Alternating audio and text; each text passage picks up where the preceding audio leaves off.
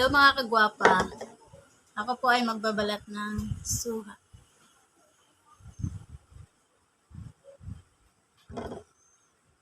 Thank you sa nagbigay ng suha. Pasensya na kayo mga kagwapa yung ngipin ko. Nung nakaraang araw po kasi kumain ako ng pritong baboy. Nasarapan kasi ako sa baboy kaya nung pagkagat ko ng balat na ano yung ngipin ko na nabiak. Ayan na, ito na po nangyayari. Pumangit na. Kailangan nang tanggalin tapos pusteso.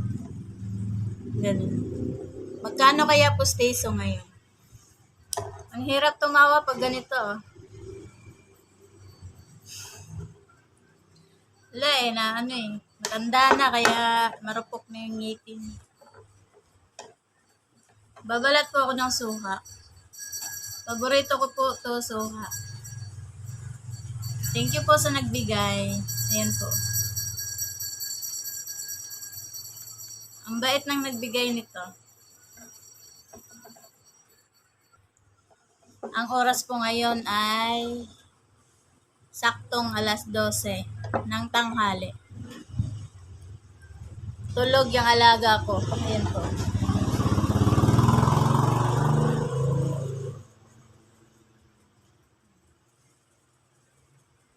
Tulog. Sinsya na kayo sa ngipin ko, oh. Nakakahiya.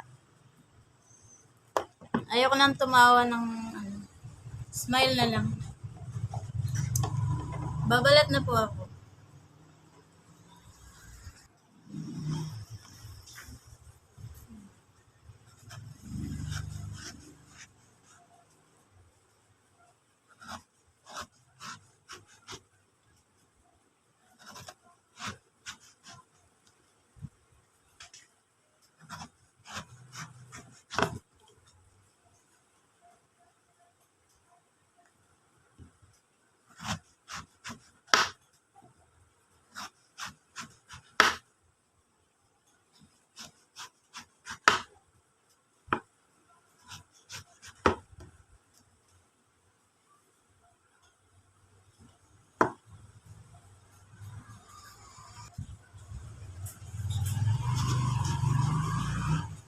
Inayakan ni Jalin to kanina kasi gusto niyang gawing bula.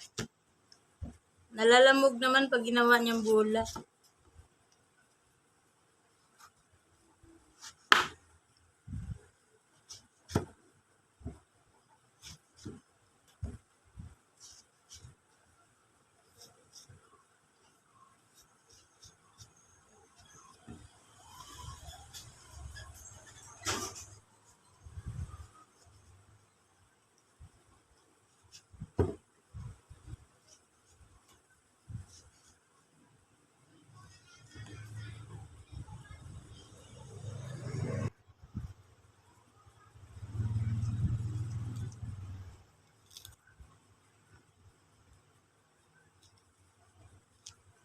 Matamis daw po to, sabi. Iwa na.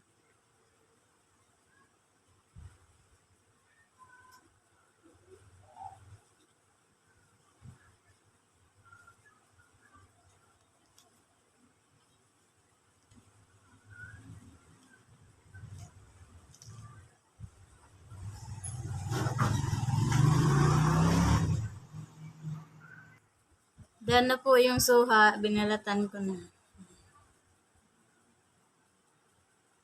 Ngayon, titikman po natin kung masarap. Shout out.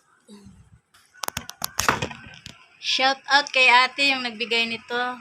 Thank you po. God bless po sa inyo. Ayan po, kakainin ko na po. Ngipin ko. Sinsya na po kayo, ngipin ko. Ayoko na pong ngumiti ng husto. Ganito na lang. Nahiya na tuloy akong ngumiti. Papustiso po ito. Magkano po kaya pustiso ngayon? Sinong may alam na magandang magpustiso? Paggawa ng pustiso. Ito na po, done na. Hihiwain ko na po. Ito na po, nahiwa na po.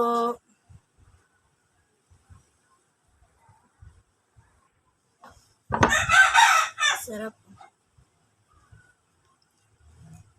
Titikman na po natin. Kailangan nito may sausaw sa asin. Ito asin.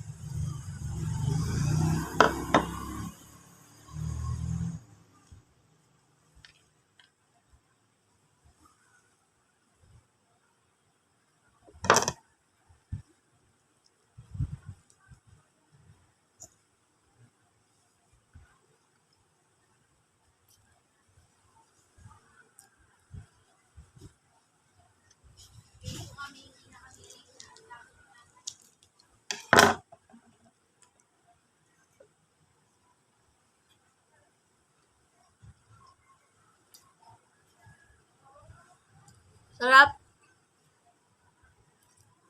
Kailan may asin.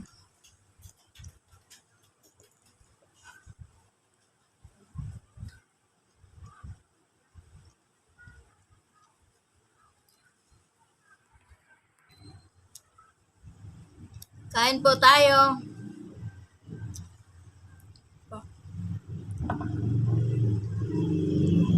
Tirahan ko yung anak ko mamaya pag uwi kasi paborito din niya to.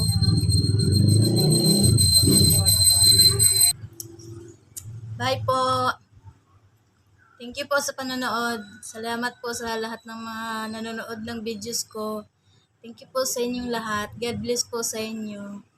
Bye-bye po.